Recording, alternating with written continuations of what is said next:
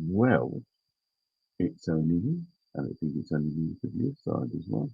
As you can see, I'm in the I've got earbuds in, and it makes it. I can hardly hear myself, so it makes it all weird.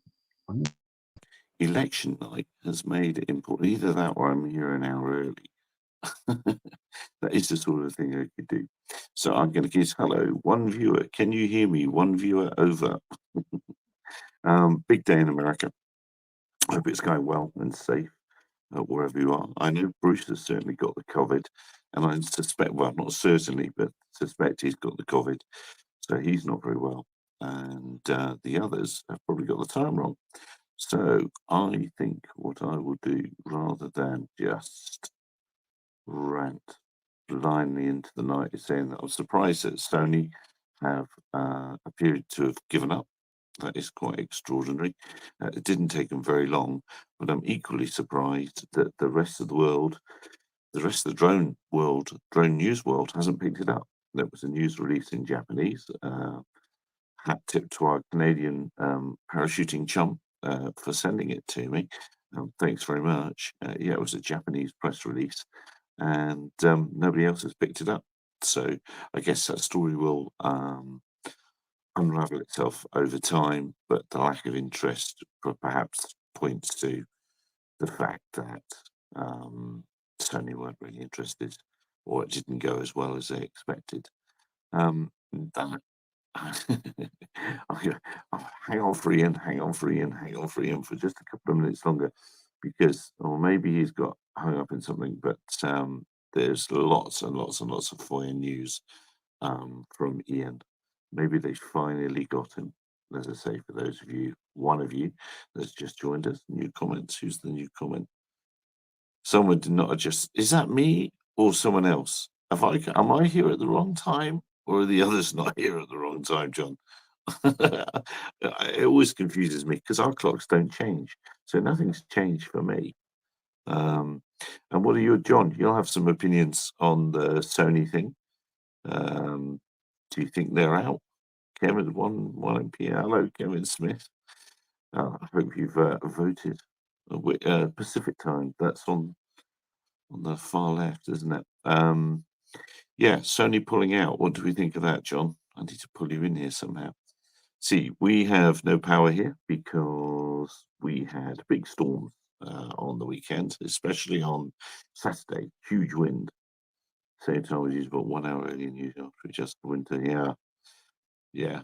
It is the same. It's actually the same time for me. We don't do the clock changing. As I say, we had huge weather, so huge that it blew a neighbour just up the road 5,000 litre. I don't know how much water was in it, but it was connected to the water system at his house, and his 5,000 litre water tank blew off its pedestal, rolled rolled down the hill, and then floated across the dam.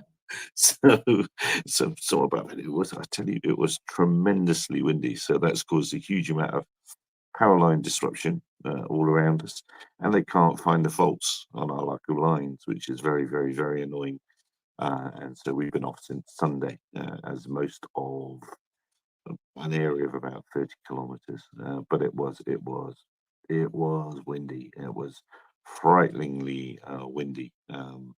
A couple of friends, well, one friend in particular, put his children in the car and drove. Although I don't know how safe that was, but drove away from the area to get down lower and get out of the way of it. It was that windy. Oh, hang on, here's another guest waiting to come in. Add to stage. I've been whittling away and you were there all the time. Are you there now? I'm here. You are? Oh, I can't hear you through here. Yeah, can you hear me? You in this here? Testing 1, 2, 3, 4, 5.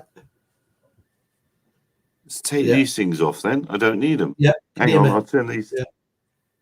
I'll turn this up. So the usual standards. Oh yeah, high quality as ever. Now I'm surprised. Yeah, it says it's not. All right. Can you hear me now, Mother? I can hear you fine, yeah. Oh, all right. Okay. Let's see. Where's these headphone things? So you start talking amongst yourselves. You tell the dear viewer all about your current FOIA dramas, and you're going to have to be in charge of displaying anything, because I can't in this mobile mode from this. Let's see if I can get these earbuds. I might not that I risk had in displaying working. anything in case I display the wrong thing, but I can go through what's gone on. So I'll go through first of all. We mentioned last week, I think, or we definitely mentioned before, that I'd done some subject access requests, which are slightly different to freedom of information. That's when you're asking about discussions and information that's being held about yourself. So I have done a few of those, and the DFT have replied back. And strangely enough, they only provided about 5 or so emails, and then said, we've got another 78 emails, but we don't think you need to see those. And I'm thinking, no, why not? But they're saying, oh, it's only your name or your email address being mentioned. I'm thinking, well, why is my name or my email address being mentioned? Because I think on freedom of information, because I do it through what do they know, I don't think my email address even gets attached. So, yes, that's a bit of a mystery that needs some delving into. Something even more bizarre, I've already got freedom of information that told me that I was being discussed in August, and this subject access request has nothing for August. So that suggests that we might have some concealment going on, which we know is a criminal offence. So it's like, what the hell's going on? So I don't know. But yeah, I've asked the question. But in the email conversations, there was a discussion of about myself and the press office asking if I was a journalist, and the reply was, well, he's got a Twitter account and he's not so much a journalist. So I am officially, according to the DFT, not so much a journalist. So that's my that's my new tagline. Though this you need a T-shirt and stuff like that now, don't you? Yeah, merchandise. But this is concerning in itself, because the rules of the freedom of information are it's supposed to be applicant and motive blind. Well, it's not applicant blind where they're looking me up and looking at the website and looking at the Twitter feed. So, and it's, it's recorded there, so they can't say they haven't, because we can see it. So, I just thought that in itself's a little bit naughty, and it shows the behaviour of thinking, will this reply?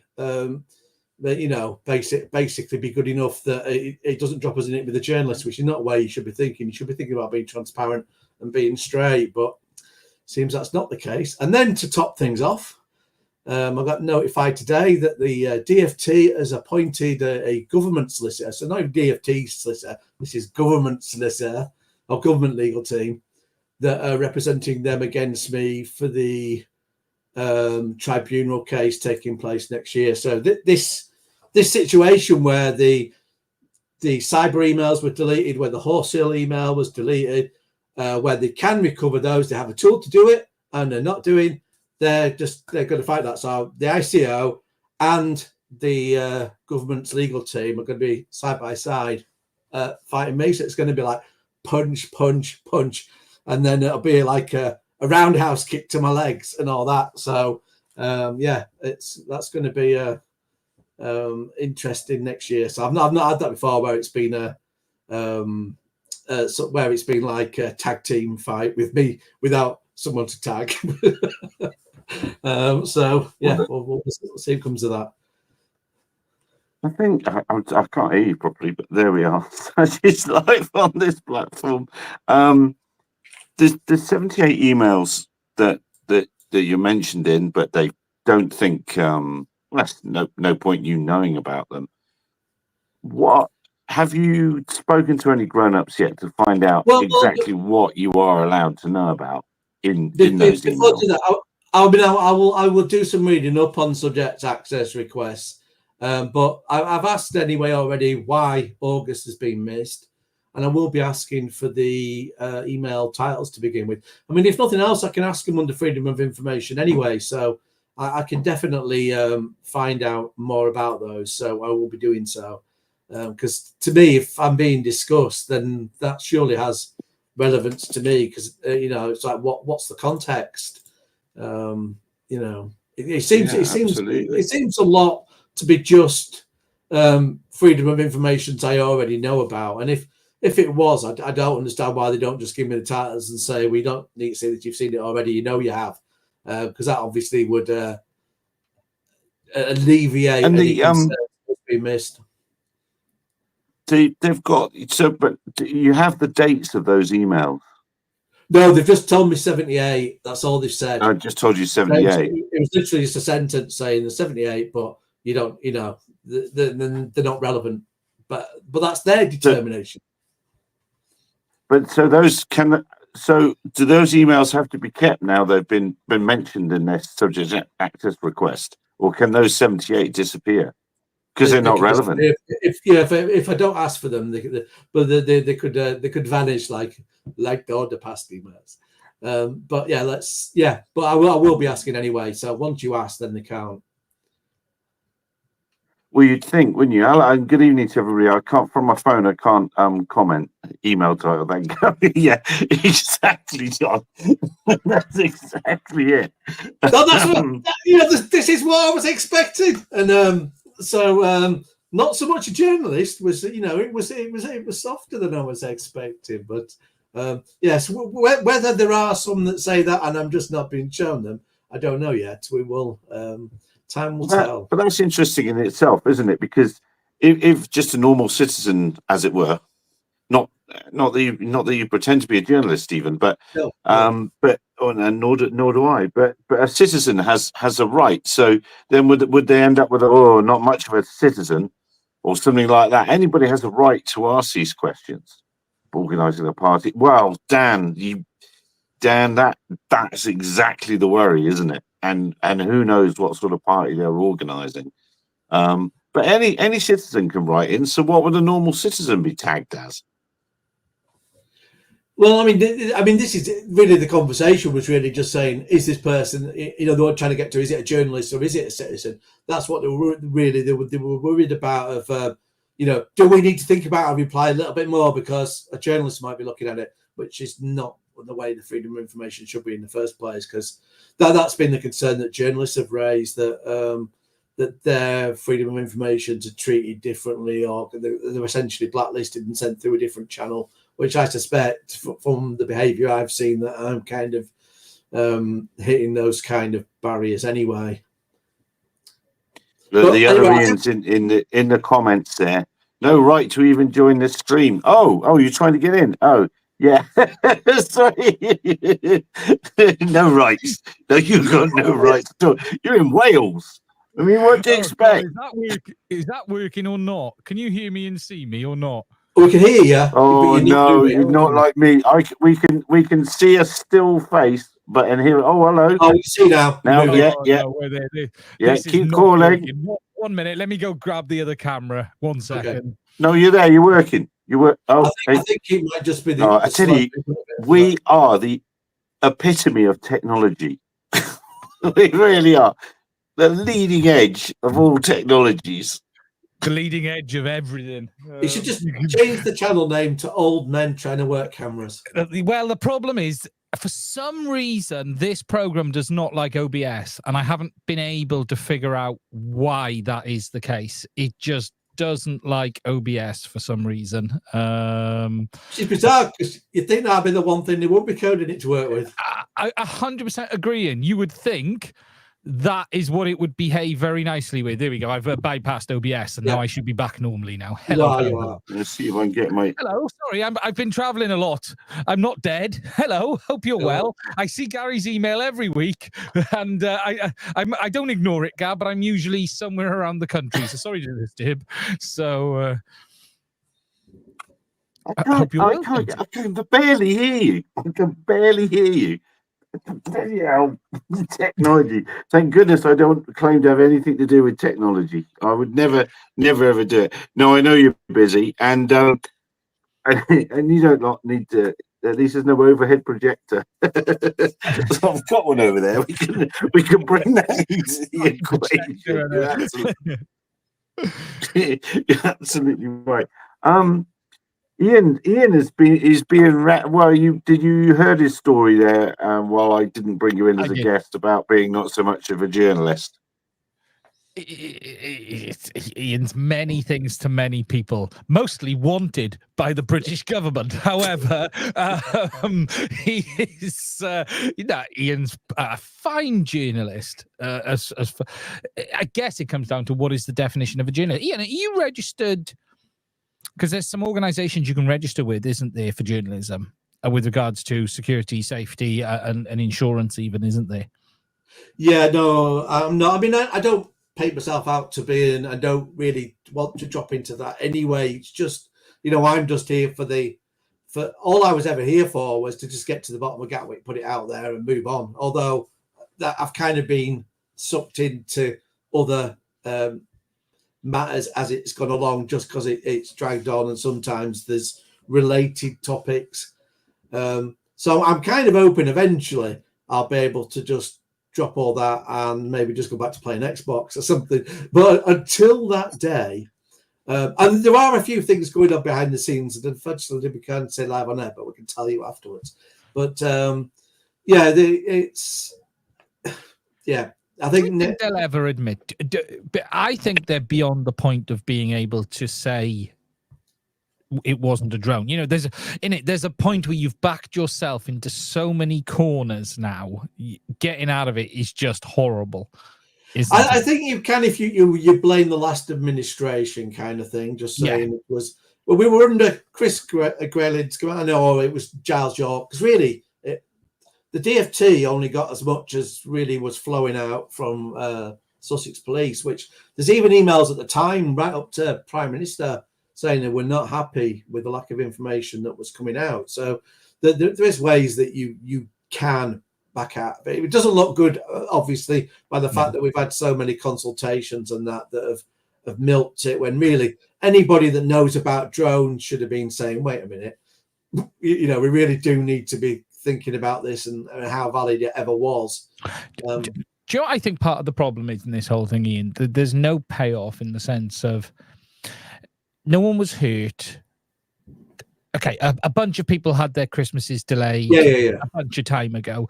But if you look at Horizon and all of this, there's really big stuff. In the end, the problem with this is even if they went, sorry, there were some mistakes made, most people are just going to gloss over it. We'll be happy going, yeah. From a general public point of view, a bunch of people will just go, huh?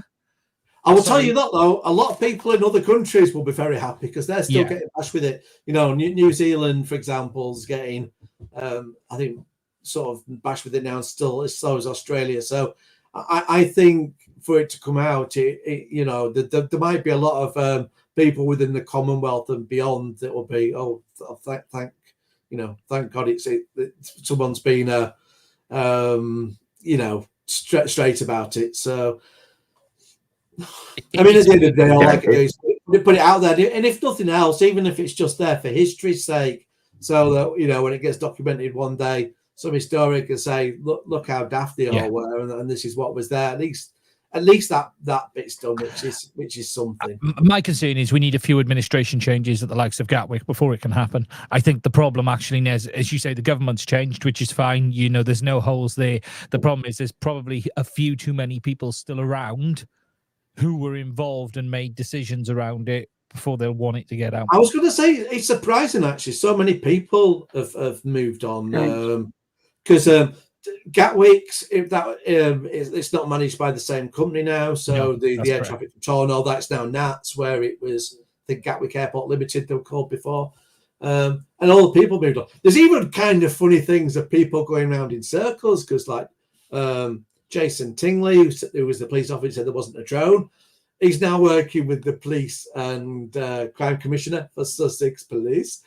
We've got the guy at Leonardo, who's obviously separate to others, but it is kind of funny that there was the guy that was county UAS for Leonardo, and he's now working at Gatwick, or Heathrow, one or the other. But it's there; they're both owned by the same company anyway.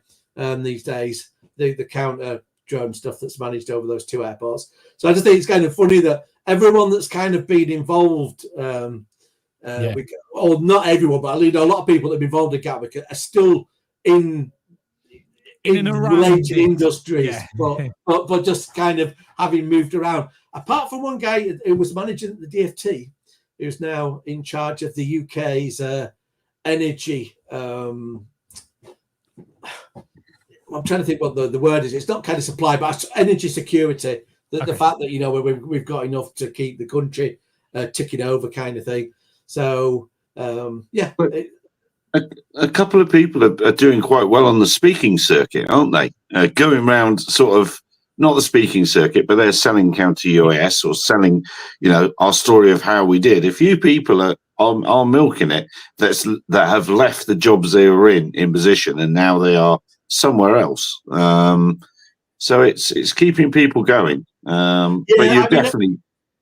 I did think it was concerning in September that Gatwick Airport themselves, given it's now under NATS, we're trying to take to the counter drone speaking circuit to try and push the story out again. They can look at the Freedom of Information Act themselves. They can look at their own emails on there, and they can see just how the story, as we were told at the time, isn't the story that of actually what had happened at the time. And really, people. I mean, it was quite interesting with that. I did challenge the publication that kind of did a summary of the Gatwick Airport talk, and he didn't even want to argue with me. And he just changed the blog, removed some of it. But I wasn't even pushing for that. I would just say, because it was just a little thing, because Gatwick was always said, well, it was 9 p.m. and they said 9:06, very specific. And I thought this must have come out in the talk for him to put it. And I just said, look, well, where did you get that from? Because it's never been put out. And rather than just talking about it, and it wasn't just that. It was the fact that he said it was 30-hour event, which we all know is nonsense. Rather than argue that, he just removed it. But I just thought, I wasn't even asking that. I just thought, how did you get that? Which can only make me think that was a story Gatwick Airport were putting out, which I say now it's smooth management. You shouldn't really be putting out stuff that can factually be shown to be completely nonsense. Well, because then you're actually tying yourself to that as well. So Nats have got complete. You can just disassociate yourself from it. Nothing to do with you there. But once you're in charge of it, and then there's people speaking out, and then putting out narratives that don't stack up, you're then sort of dirtying yourself with it to kind of answer, which I think you best keep it well away, unless I look at freedom of information first and make your own decision, but don't be just coming out with the rewrite that we've seen Sussex police try. I think the trouble with the whole thing is, and I think T'other Ian's absolutely right. We're probably dead and gone before the truth's out really, and it is something for historians to square up. But I think if we take the view that we're laymen in this world of freedom of information requests, and anything that police might do or the DFT might do, having had no experience of it before, we've learnt through your efforts, T'other Ian, they're a dodgy lot, and my word, just look what they'll stoop to doing. 78 emails that they won't tell you about. That's quite interesting, or very, very, very interesting. Before we move on to, I do want to much easier change the truth to fit the narrative. Yeah, but that, Sean, unfortunately, that is the flippin' sad reality of it, isn't it? That is the bottom line sad reality of it. Yeah. There's one other freedom of information I'll come back. Well, I'll just cover briefly, and then we can move on. Go on then, It was just, funnily enough, having gone through that spat with Sussex Police, they are generally now answering my freedom of information instead of just ignoring them, which is a very nice experience. And I do keep saying every time, thank you. I am very polite about it. But they've said, because the thing that obviously we've been speaking to the DFT, there was an email about drone photos at Horse Hill, and it's like, well, what's that got to do with what went on at Gatwick? And obviously, with that being deleted, it makes it even more of a mystery. Because all I want to do is, because that might just be someone spotting a drone, nothing to do with the whole thing, and it's not even important. But it's just nice to know what everything is, so you can tick it off and say, "I've checked it." So I'd asked Sussex Police if that drone they found, because we know they found the drone, and I think it's on exactly the same day that this Horsehill's been talked about. I just said, "Was the drone you found near Horsehill?" And they said no. So I've gone back now and said, "Well, where was that drone found? What kind of drone was it? And can we see a photograph?" I've done them a kind of separate questions, so they might say, "Well, yeah, we'll tell you what kind of drone it was, but no, you can't see a photograph." So instead of knocking back the whole thing, maybe there's a bit say, "Well, we'll give you this, but we won't give you that." But I would like to kind of just settle, what was the drone that was found, where was it found, and what, if any, connection does this Horsehill drone having the whole things, just so that then we can say everything that's kind of known about Gatwick. We've dotted the I's, crossed the T's, and that's that, and it's there for history to do. I'm sure there was a photo kicking about of that one at the time. Yeah, sure there was. Gary. Yeah.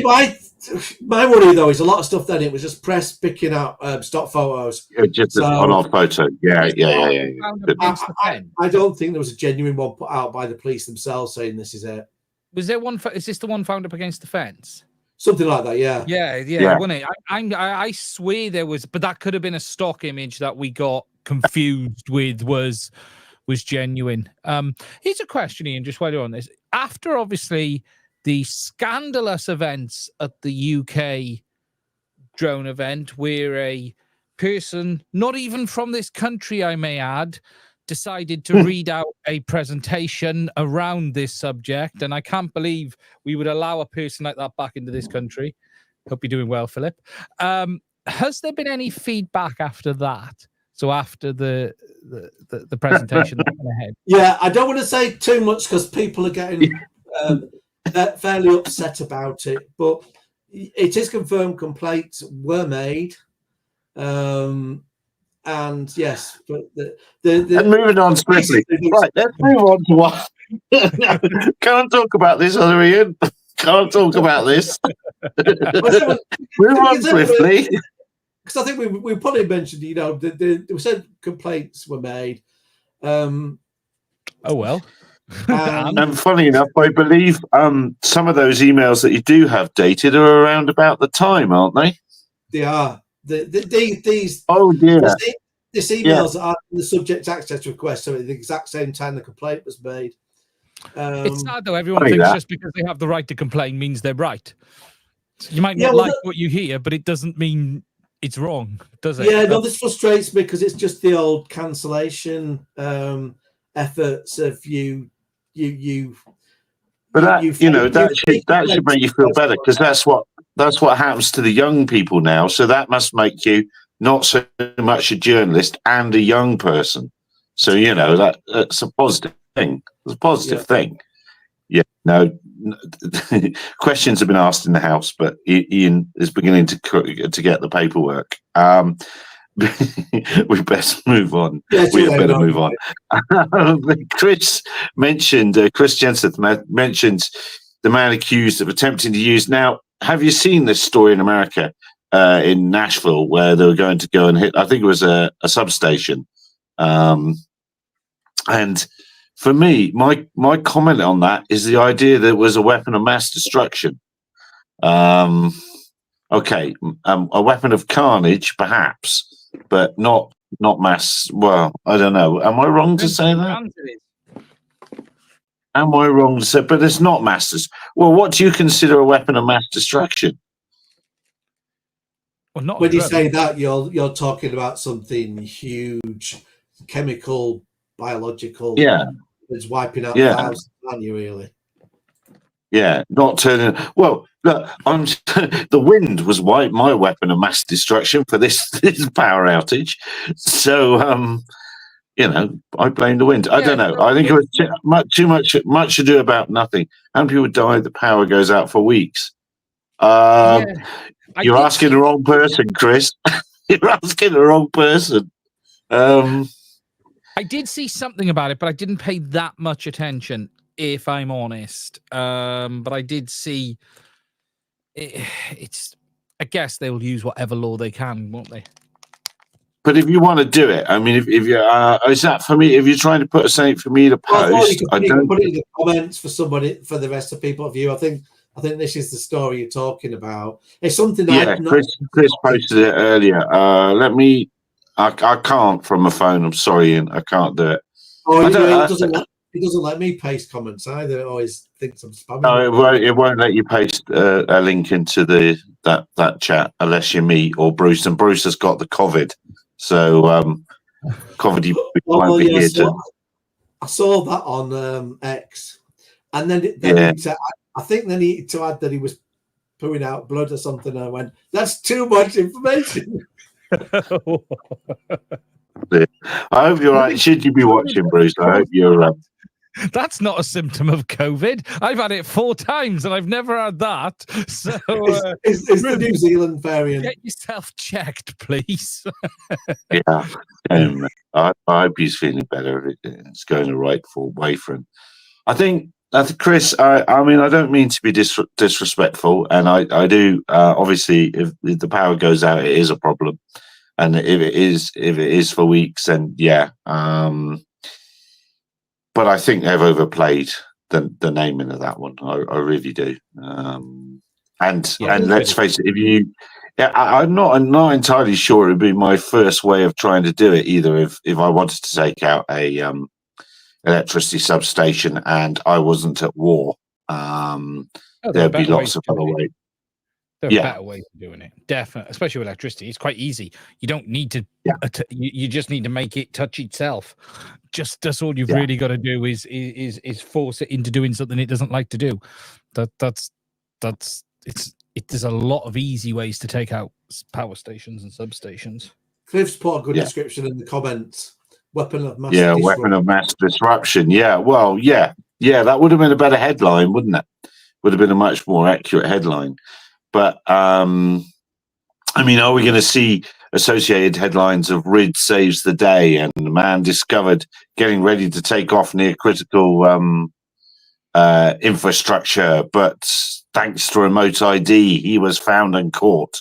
Or is it going to say he was live streaming to YouTube telling people what he was about to do or something like that? I mean,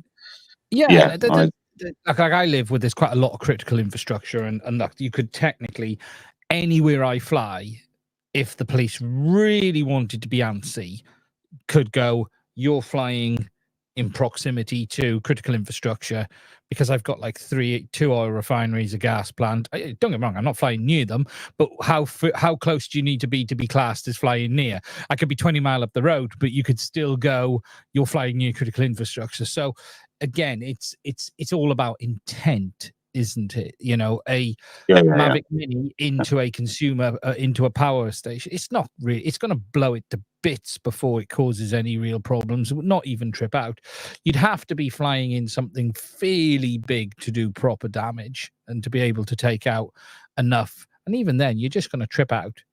The places are designed to trip out.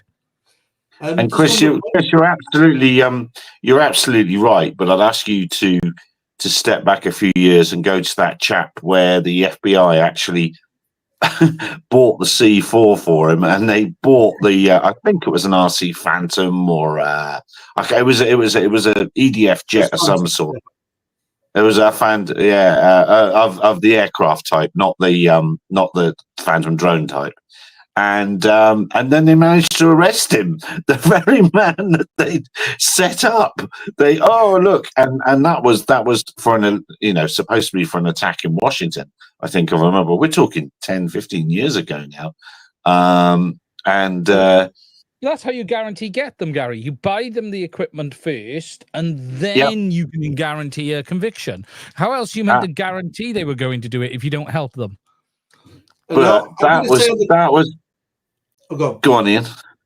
I wanted to that was a comment in the chat that says things like this is how they justify banning. The trouble with this is we always say this is a joke community, but it doesn't matter even if we're not doing out And even if the law is changed, they still bring out the same narratives. It's like we've seen with the drugs into prisons in the UK, which is it's still the minority of it all. It's still going in all through other means. And when it's happening, it's wholesale failures that are going across the prison service anyway.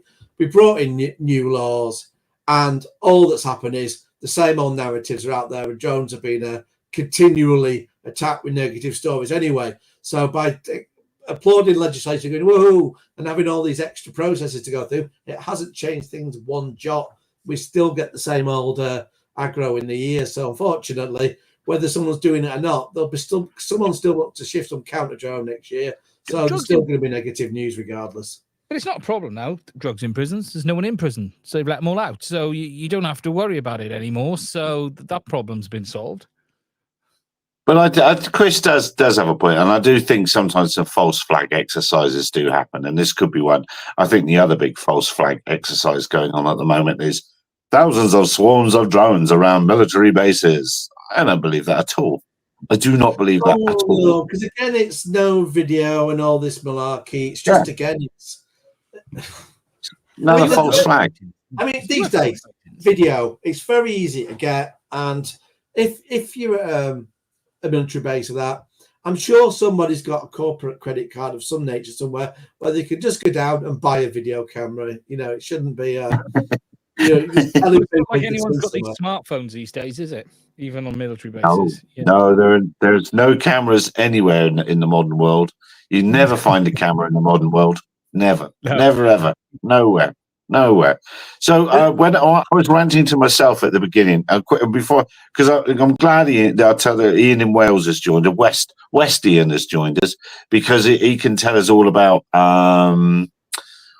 these new DJI leaks. But before we get there, I ranted to myself before I couldn't let everyone else in about the end of the Sony drone. What can we have a quick word about the end of the Sony drone? Yeah, I'd like to do that. I'd also like to get something in off topic before Ian speaks. Just that. Oh God! All right, he's starting early. Go on. Then. But before we do that, we'll cover Sony because, because this obviously I'd seen this on SUS News and I'd actually tweeted out, and funnily enough, Brendan had retweeted it. Now he normally doesn't retweet an SUS News story, so. He either didn't notice or he's forgiving you a bit. But someone made a good point of it because I'm saying Chris knows it's being discontinued. But obviously you were wondering, and it's right to wonder, why are they discontinuing it and bringing something else out? But someone said, well, you wouldn't do that because you'll have everyone panicking. If they were going to bring something out, they'd say, we're discontinuing it. And by the way, the S2 version of the Epic's coming out. So it looks very much like unless we hear otherwise very shortly, it looks like Sony are bowing out of the drone market, which it doesn't entirely surprise me because I always thought the Airpeak was very expensive. Chris knows his stuff, and he's saying he's making way for a new drone, and I wouldn't surprise me. I know Chris knows in them because they're just going to have the customer base and the But that notification was for the Japanese market in Japanese, and I don't think anyone outside of the Japanese market was clear. Certainly no one else had noticed. But the trouble is then you have made everyone notice, and now I'm a bit disappointed with how Sony has been in this because I had high hopes. See, Sony had a huge Sony have a huge engineering prowess. They have complex issues, which are Sony's internal corporate structure. But if you look at Sony in the camera industry, they are de facto number one now. Outside of Canon is still very big, but the reality is in video, Sony is just insane. You put together the video with the drone and it should be a dream combination. But they made the obvious error, which any of us could have seen, and would have talked about it before, which was that they're doing the old, even as back as far as the same mistake GoPro made. They're like, we're not going to do an integrated gimbal. We're going to try and sell you the camera, the inappropriate lens for it because it's too heavy as well, and then put it on a big heavy drone. Where what they should have done was, this is the Sony drone with the Sony gimbal with the sensor in, and you could swap it out so you could do upgrades by just replacing the payload, but instead they want you to have the ground camera. And I'll probably even wait to sell you it as you're saving it because you've got the camera there and you can put it on the job, but you're not saving because you've had to do a really big, expensive, heavy drone, which nobody wants these days anyway. It was very much a DIY built drone as well. When you look at it, it was not a product I would associate with Sony. And I still wonder, did they outsource this somewhat? I still wonder if there was some, deal with a company to try and thing. What Sony is, though, is tends to play the long game. So if they're not done, they could be in it for the long term still. But they've got an incredible, they've got 20 years to catch up because that wasn't even M600 level from 2014. If you think back to big drones carrying cameras and gimbals, M600 was the peak, really. That was the biggie after the S900. And, you can get a Mavic 3 now. The Mavic 4's around the corner. The camera on that is just looking enormous from a camera and lens point of view. And I'll be honest, who really needs more than what a Mavic 3 can do today? The truth is there's only a very small number of people, a very small market. Very small. And it's not been, and then when you get in there, it's not been done with that size of thing anyway. It's been done by much bigger things. Yeah, it would be kind of funny to do come out next week and it has actually got an integrated gimbal camera thing, or go, finally they've got it. You never know. They've actually got there now. Yeah. There's been two things I've hoped Sony would do for years. See, number one, I was always hoping that Sony will end up buying GoPro, and it hasn't. It still isn't a remote possibility. See, GoPro is in deep trouble. I don't know if anyone's been following. Their share price is completely on the ground. They're losing money hand over fist. Look at me crying for them. Big volumes, and they are in deep trouble. There's no, and it's been said a couple of times over the last few years, but I've always said Sony would be a great home for GoPro. Being the American company, I don't mean to be nasty, and I hope all the staff get to find other jobs, but just get rid of it and turn it into a brand by Sony, because I do think Sony could do something with it. But let's see if they hang around. Sony's also in a weird position. All the Japanese companies are. They're all suffering. Panasonic, Sony, and it's not from the camera side of the business. That's probably the one bit that's doing okay. If you take, Sony's biggest market was radios when it was created. Then its biggest market was televisions. Then its biggest market is the game consoles. Today, Sony is left in a weird position because it's lost a lot of its big markets. TVs for Sony they're a thing they do, but they're certainly not a massive part of their business anymore. And Sony's a bit lost. It doesn't really know what company it is anymore. The thing that annoyed me with the Airpeak was, just look at it, everyone could say, look, it's so 2015. And then the only way they tried to get around this was they gave it to people to shill. And those people to shill would then go, oh, it's wonderful, it's faultless. And you're like, come on, you're having a laugh, because we all know you could get a cube-based system for a fraction of the price, get a Gremsy on there, and you're going to be having the same functionality out of it. Well, a Gremsy on the Sony. The Gremsy thing on the Sony. Yeah, I mean, I think they've got integrated stuff as well now, but I've not really been paying too much attention to. I haven't either. Funny enough, it piqued my interest, and then I went a bit. If I was doing a self build, there'd be the place I were looking at, but it's yeah. Well, I think somebody Kevin, I can't remember his name because I'm terrible. But he mentioned on LinkedIn about open source software. It is Bobby Stacky, and I don't think people realise quite how many people are out there making decent money with their home built systems, as it were. I don't mean, and it doesn't.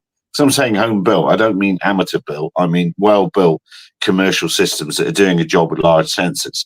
And I will say all day long that the money isn't in big, large multi-rotors. It's in fixed wings doing big distances and things like that. Yeah, as you said, the Mavic can do a lot of the smaller multi-rotor. You know, the M300 style stuff. If you're starting to lift a LiDAR, then you might as well be using an aircraft. And instead of flying for 40 minutes an hour, you should be flying for 3 or 4 hours. And that's when because when you've got an inexpensive sensor, the less landings you do, the less chance there is of screwing up those sensors. You want less landings when you're flying, less takeoffs and less landings, because they're the dangerous bits. And the market's going to move towards, I've got on my high horse, haven't I? But I firmly believe the market's going to move that way. And it'll be big companies. And then you'll see DJI scrambling to get into that market. Ortella sort of there with that incredibly expensive fixed wing system they've got. But yeah, that's where I see it going. Rant ends. Sorry, that was a rant. And so at the end of your rant, I will take us off topic for a minute. Because with you mentioning a US story, the US story that caught my eye this week, because I have squirrels in my garden, as you know, being watched by my high vision cameras from China, was Peanut the squirrel. And then this is funny. I've never ever. I'm not sure I'm going to allow that. I'm not sure I'm going to allow that. There's a terrible story. I might censor this. It's about freedom, because I've never for a moment thought, in America they're going, we've got to have our guns against the government. When someone says the government could come in and murder your squirrel, there is an argument for you having guns to stop them. Okay, I didn't think you were going to take it there, but okay. It's such a sad story. The right to bear arms over squirrel. Is it? Yeah, that's it. That's it. Yeah. I believe the guy wasn't licensed. I do feel that's a weird story. I'm going to go quickly, but why did they have to kill it? Here's the question. It had to die. It had to die. Should have just let him keep. So he did it from when he was really young. So it is essentially, it's a pet, it's tamed. And if it was in another state like Texas, it'd have been fine. But the problem was, because it was tame, they couldn't put it out in the wild because it wouldn't know how to eat. So they thought, well, we can't put it out in the wild, so let's just put it down. It's like, oh dear, what a sad story. Yeah, I wouldn't have mentioned that. It was terrible. It was so sad. Westian had to go off camera then to have a little wipe a tear from his eye, and he had to. That's I can. There's some commentator on X, and he had it. He said all Trump had to do was go on stage dressed as a squirrel, and he'd have won the election, and he didn't do it. Trump dressed as a squirrel. He'd have done it as well. He'd have done it if he'd realised. He'd have done it. Squirrel tastes like chicken. Yeah. Well, different if you're eating a thing, isn't it? I mean, that's a different. This could turn into the best diversion yet, Ian. We are going to devolve into a squirrel-based conversation here, aren't we? Before we do that, let's before the Squirrel Liberation Army and all that sort of thing. We need the t-shirts, don't we?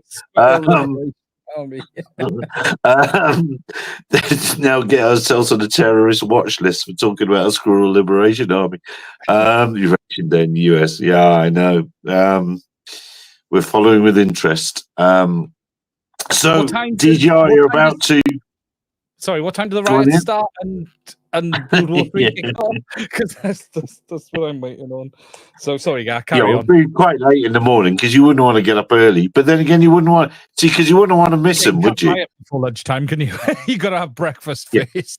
Exactly, all that sort of thing. Yeah, I mean, come on, standards, old boy, standards. So DJI bringing out a raft of things, including that beer mat that you had in your YouTube image earlier. Is it actually anything interesting in there? Will they get them out before the bans? Will they get them into America?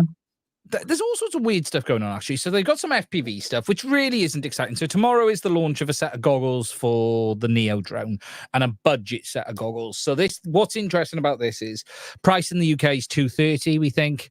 So it's very cheap for DJI for a set of FPV goggles, and they're going to want to get as many people as they can into this very cheap Neo drone. You know, where is it? It's here. You know, this. Oh, he's So got you're one. going to have Look. a drone and a set of goggles for 500 quid, something along those lines. So you're going to get a lot of people interested. A lot of people interested. You've then got 04, which is just the new FPV system. It's exciting for the people like me. It's not particularly exciting overall. I don't think they'll have any problems with these. Well, one thing DJI have not had any problems with regards to import is components. So the FPV stuff, that kind of stuff, has always slipped through. Obviously, we've had the issues with DJI begging about the blocks on the A3S, but that seems to have resolved itself now, and stock is making it through. I don't know if someone at some port got a bit jump happy and decided, no, I'm not going to play ball. We're not letting them in.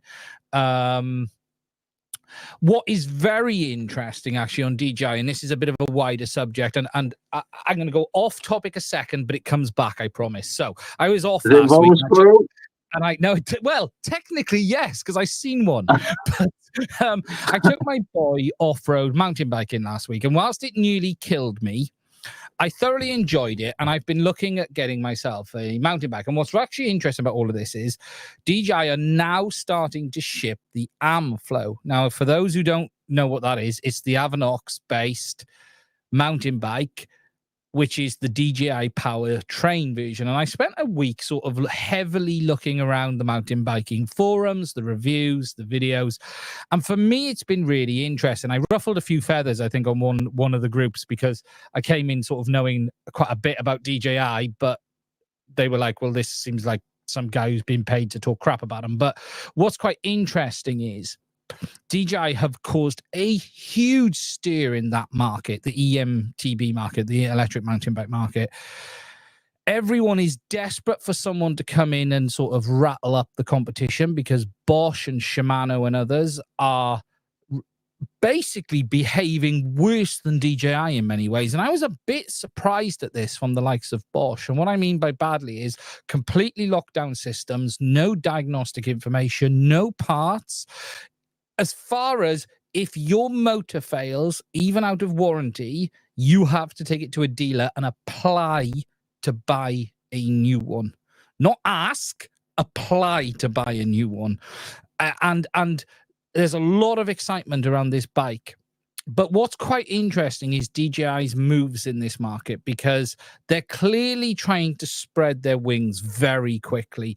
They are pumping huge amounts of money into advertising. The bikes are available this week. They're going out the door now. They're literally handing them over like candy to people on the KOLs, on bike reviewers. What's quite interesting for me, though, is to watch this sort of circle, because a lot of these people have no idea about DJI other than they're this drone making brand who thinks they're really good. And I sort of came on and just started talking about, but here's some of the bits you don't know. In 2018, they made a drone with batteries that were faulty, that would fall out the sky, and they refused to do anything about it until the British government banned them basically from flying, which was the CAA.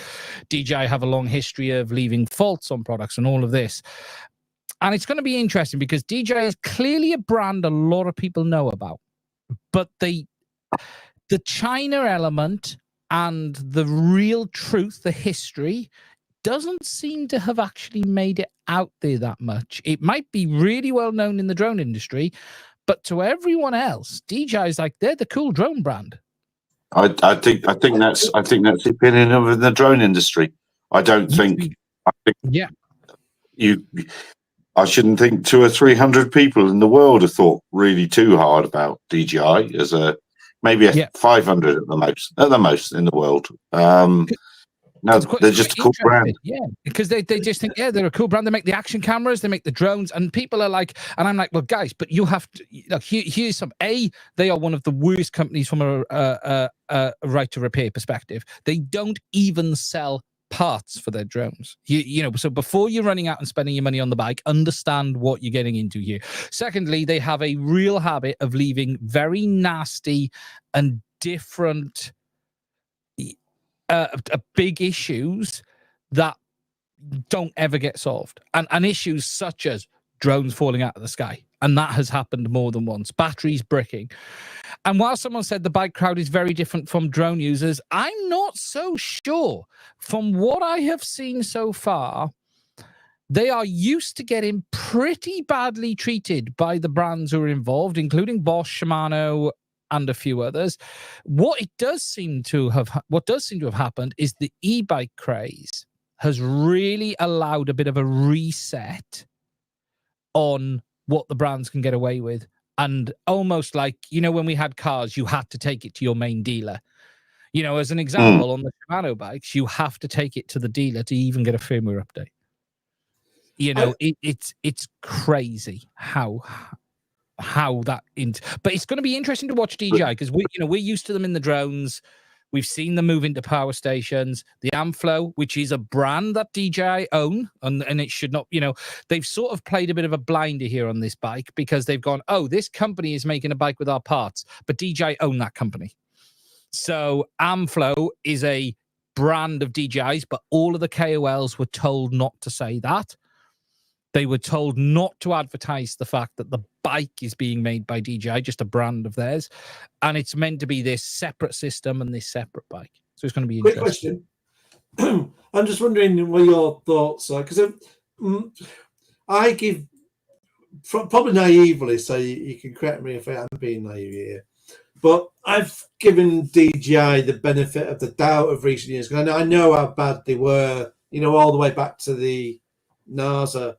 And yes, they were not proactive in any way, shape, or form in improving things. It's even when Archipilot was that sort of years ahead of them in addressing issues, they still weren't bothered. I remember there was the Project Drunken Sparrow, where users on a forum had to kick up a fuss just to get magnetic declination put in. All this stuff that should have been there. But I kind of was feeling that they kind of learned from the past. The very fact now we see post solo, they got all the redundant sensors in and stuff, and they seem very generally robust about not flying into things you shouldn't do. So I kind of feel that they've improved a lot. They have. The only I have, and I think you've posted it on X as well, is, and then they're not alone in this, but I think it's absolutely terrible regardless, is very poor release now. It's just say bug fixes, and I'll tell you what they are. And the big issue, DJI's reliability and product quality is hands down probably up there with Apple today. If I'm honest, the products are astonishingly good now. Sony, Apple, they are even from a design internally, you look at them internally, some of this stuff they are really good at this now. Where DJI's problem remains is, and they are still like this today, they are not still don't fix issues quick enough or at all that are fundamental. And the example with that was the issue with the goggles, where I put out a don't buy notice recently and said, look, because it was disconnecting in flight. And I had to write a letter to them. I wrote it to DJI publicity, the PR department, and look, they fixed it in the end, but it took 8 weeks of shouting and screaming. There were people all over DJI forum going, I've just lost my drone because it's done this. This should have been within a week going, something is going on here, let's look into this. And the worst thing is, we all know this stuff is really on the edge. We understand there'll be issues, but what they don't do is talk. If they at least said, look, we're looking into this, or there's something wrong, we'd have nothing on them anymore. But the truth is, DJI never admit a fault. And in the release notes for that issue, and that issue was very simply, upon loss of signal, it would not reconnect unless you powered down, rebooted the aircraft when you disarmed. The repair note said, fixed known bug. And that is just complete insanity. But it's an example of they won't admit fault. And the risk with the bike, and this was probably the point I was trying to get to the people, was DJI are very new in this. So they're going to make mistakes. They're going to have some big problems.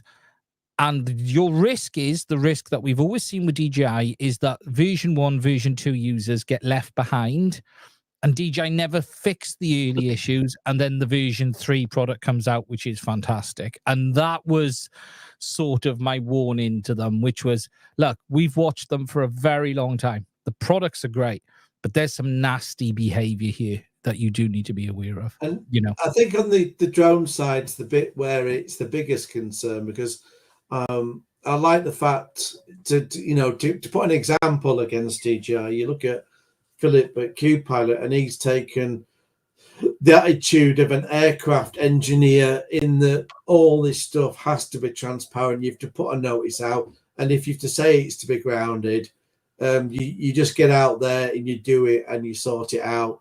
You don't leave these things to risk, because these are things in the air that can fall out of the sky and someone can get hurt. And even when you're saying, even though the risk of that is a lot less now with the sub 250G, as Ian's mentioning, the one there that was a Matrice, and that's not a trivial thing to fall out of the sky, and should have been jumped on a lot fast. But we can. I mean, now the Flycart 30s get kicking about, and I'm seeing a lot of those kicking about. Those are big. Those are big. Those machines. And if those got on top of it, haven't they? Those type of issues. That you're not seeing them falling out the sky. I saw a lorry hit one, but I haven't seen one fall out the sky. I think that they are 10 times better than they are. They were. There's no question. But are they perfect yet? I guess what will be very interesting with the bike is their plan is to sell components. And this is a market they've not been in for a very long time. DJI don't sell components today. They've launched their components with a bike that they're making in-house. But they have openly said their plan is to sell the components to compete with Bosch and Shimano. Bosch and Shimano basically own the e-bike market. But DJI are never really good at working with people. And what for me will be interesting is, are we going to see DJI try to work with all the existing bike brands, or are you going to see out of nowhere a load of Chinese bike brands appear with the DJI components in? And I think that is more likely than DJI working with the European brands, the German brands, the American brands. But it's incredibly interesting to watch. It looks a hell of a bit of kit, and you bolt that on to the car stuff that they're doing. There's is all of this coming out of Malaysia? Yeah, a lot of it does. I don't know where the bike is made. You haven't been on since, because they in there, it's not as we're not guilty, governor. They actually said we are selling, or we're building drones in our factory in Malaysia, which I think I'm right in saying is the first time they've admitted that that's their factory. That existed. They admitted it existed. They're evolving, and we've got the power stations, we've got the cameras. Look, they are part of the reason GoPro's in very big trouble as well. Whereas I mentioned earlier, GoPro share price has been down. Someone said earlier it's been down for about 2 years. It has, but it's basically almost at the lowest point now. It's been up for forever. DJI has almost stolen their market. We all know why, don't we? We all know why. And Well, they stuffed 3DR and they've stuffed themselves because I hate the kind of greedy attitude where every year that essentially relaunch exactly the same thing, where they could have just done you a firmware flash for your GoPro. I'd prefer if they almost charge you a little bit for the firmware if it's going to be a big update or something, rather than just do this. I just felt it was abuse of the consumer, because I'm just buying essentially the same thing again, and you put some firmware stuff in that you could have done last time. So it's almost like they always left issues there, so they knew the year afterwards they could fix it. And I just thought you were taking this for months. It is, and it's going to be interesting because DJI are evolving, and they're making some great drones, and they are full steam ahead on the drone side of things. You've got the A3S. It's looking like there's another action camera coming out in the very near future. There's another microphone coming out. There's the Mavic 4, which is set for next year. There's all the enterprise models based around it. They are full steam ahead as a company right now. And then you've got the e-bike, the power stations. You're still seeing them promote the power stations as well. They still seem to be pushing along with that too. You know, they're not giving up on that, and obviously they're after EcoFlow on that one. That's the truth of it. That's who they're after. They're ex-DJI people, though, aren't they? EcoFlow. So they're only their ex-employees anyway, aren't they? So, yeah.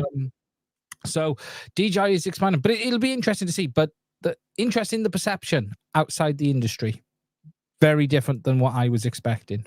You know. On the GoPro topic for a moment, what really hurts me with their attitude was that there's this I can just see it, you know, right corporate, right at the top. This attitude of we can't give these new features on because we won't have any sales, but that doesn't always work like that. Because I think the thing that stood to me as the exact opposite, as an example, so against GoPro was Lumix. You know, Panasonic. You know, that story about with the GH2 where somebody hacked the firmware, gave it a load of features, and you just, you know, there would have been a lot of companies that had gone, we're not having any of that. We'll just lock it all down for future. We'll do legal action. Instead, Panasonic thought, oh, bloody hell, we're selling a load of cameras now because we put all these extra features in it. So they actually embraced that ethos and put loads of brilliant features, made it so much better value for money than all the competitors. But they have built such a loyal fan base, especially here in the UK, that while we talk about Sony and Canon being big, actually, some of the Lumix products are up there as the top best sellers because they've now got that, you know, it's a value for money, well-rounded, genuine quality brand where, you know, Netflix has certified, you know, quite a few of their cameras for use and so on. And the GoPro could have gone down that of building the brand loyalty from the fact of we've got your back. We will keep improving it for a time. Because GoPro with the one thing they did really good was they had a standard kind of shape and your accessories that went onto it. And there's so much money to be made in the accessories that you could still keep a lot of money flowing over by treating your customers with a lot more respect. Well, that's what they did this year, Ian. So the 13, right, they've just released, is the 12 with a completely different casing and battery, which means you now have to rebuy everything. Basically, they did it as a grab to make everyone spend more money. I do like the idea of what you said here about firmware, because it's a real brand who used to do that really well was Apple. So Apple used to release their new version of OS X every year, and they used to charge you about 20 quid. If you were an existing Mac user, now Apple got so big, they give it away now. They don't charge you for it anymore. But for those who've used Apple long enough, and as you say, how much margin a GoPro making in an action camera? Probably, I don't know, $30 in the end. I can't imagine $50, $100.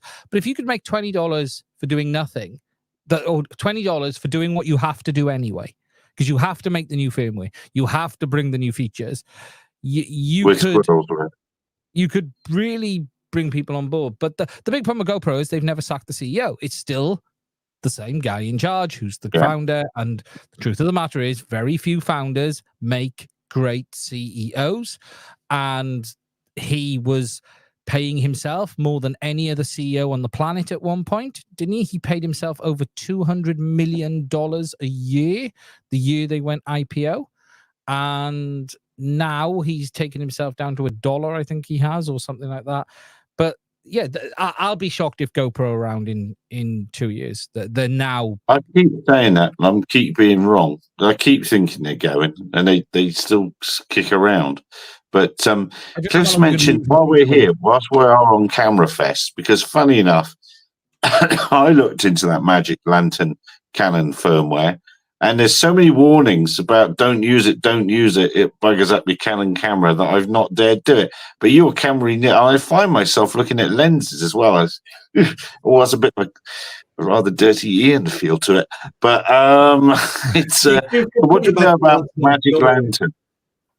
What do we know?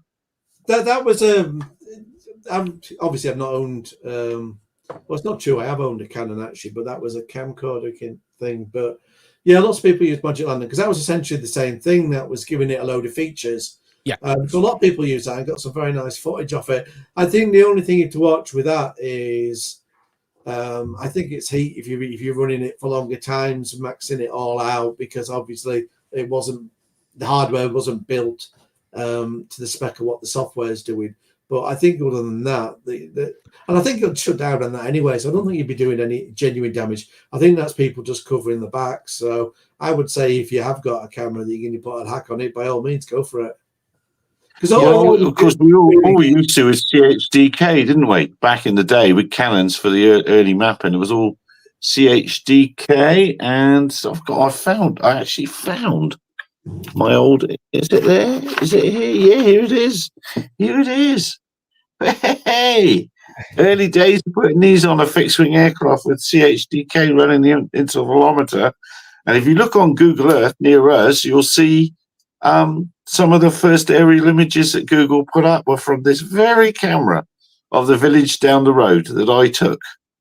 And that's why I got to a thing in London. Then Gary shortly after had to leave the country. Can't imagine what was in those images. Oh, it's just a field of sheep. But then that's another thing in Wales, isn't it? That means another thing there. Yeah. Oh, yes. No, it's yeah. So that's immediately when I saw there was a firmware for Canon cameras to do that, I thought, oh yeah, well that must be just doing the same as CHDK under a new name. Yeah, I will look into that again and give that a go. Now look, we've gone over the time. I've got a topic for you before. Oh, here we go. Here we go. Go on then. Actually, I think GoPro should make an eVTOL just for comedy value. But anyway, drone, well, they're all going bust, aren't they? They're queuing up to go bust now. Although to get onto the eVTOL topic for a moment, because I don't think we discussed this last week, but it's interesting for a number of angles. So you've got the FAA's, they've set up a load of, and I haven't read through, to be honest, I think it's a huge document, but they've set up a load of rules around, this is what we're going to do to make the eVTOLs work. These are what guidelines you've got to follow. But really interesting was they said, you've got to have 20 minutes contingency of power. So you can't just have a battery that flies for 20 minutes. It'd have to be 40. You got your 20 you're flying and your 20 contingency to land, which means the likes of the EHang, you're not getting certified because you haven't got the contingency. What was kind of funny at the same time is you've Billy Nolan, who's former FAA, and he's a big fan of squirrels. He's not really, but he's definitely former FAA. He's now working for Archer, and he's applauding this, going, fantastic. But Archer's product has the contingency. That's why I think it's fantastic. But it did just worry me. Has there been a bit of, going on, because he's former FAA, to make the... he's going, we think you should have this contingency because he knows it's his product, and then it bumps out so many other products that can't compete against them. About all of them. Just about all of them. They haven't. But it's another thing where it's like back in the early days of 3DR when Chris Anderson thought that the FAA and all Silicon Valley thinks that conventional regulators are just going to get out of the way of whatever it is they want to do because we're new and we're Silicon Valley and we're great and it's all brilliant. So how are you going to say no to us? And they had a huge shock when the regulators weren't getting out of the way. I think it's another thing that the eVTOL crowd thought they're going to get away with. And also, don't make me send you a fire. I think what else I want to say? What worried me a little bit is a little bit of language is they'll be able to land on any flat roof in case of emergency. That's not true. They'll go straight through some flat roof. It's just like, no. So there's obviously... And I mean, no, obviously, European cities, you won't have many pictures, but I think that's still quite true of a lot of America. It's only going to be really like high-rise kind of things where you've not got that much space anyway, where you're going to have a flat roof. Like saying, and then there's never normally a flat roof and it just nothing there. There'll be air conditioning units. There's lots of little things there you'd be hitting and could sort of tumble you over, all that kind of malarkey. So yeah, you're right. I mean, to be fair, this 20 minutes, it's hard to argue that it isn't reasonable and sensible because apparently that's exactly what a helicopter's got to have as contingency. Yeah. So they're saying if a helicopter's going to have this, then your eVTOL should as well, because essentially it's a replacement for a helicopter, and giving your entire marketing is so much better than a helicopter. You should at least be able to meet the same standards. So I actually think there's a lot of logic. It is proper grown up land. You're saying, you're doing what you should be saying with these eVTOLs is, there's people in them, and you've got to be grown up about them, and you've got to meet the same standards. But like you say, it's going to be a shock to that market that's been trying to sort of pass itself off as, trying to get into that market without following all the same standards and rules and thinking we can get in there cheap. And it's like, it's looking very much now, as far as the FAA is concerned, that no, you're not. You're going to have to, be to the same quality. And ultimately, if they don't ask for that, twisted wires, Ian. John's not impressed. John's not impressed with your twisted wires. You're getting live commenting.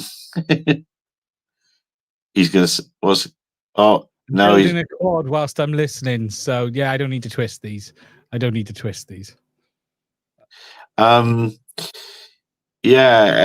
unfortunately lost his walk snail machine. You haven't got any handy ones you can send over to him. He had a flyaway, didn't you, John? I can't remember what he said he had with that. So he's got to build another. Look, that's another ranty topic. I can hear another flipping storm. Somebody said my batteries are going flat. You are right. That is problem number A. And problem number B is I can hear another flipping storm about to arrive. We had a terrible thing with not our school, but unfortunately a 14-year-old was killed by lightning on the weekend. So 2 people were killed, but there's a lad from a local school. So the storms this year have been quite spectacular, and it's been it's worrying. Anyway, I'm going off topic. Have we got any more, gentlemen? Any more squirrel-based stories? I hear through. Other than is shitting out a squirrel as a result of having COVID. There's another T-shirt.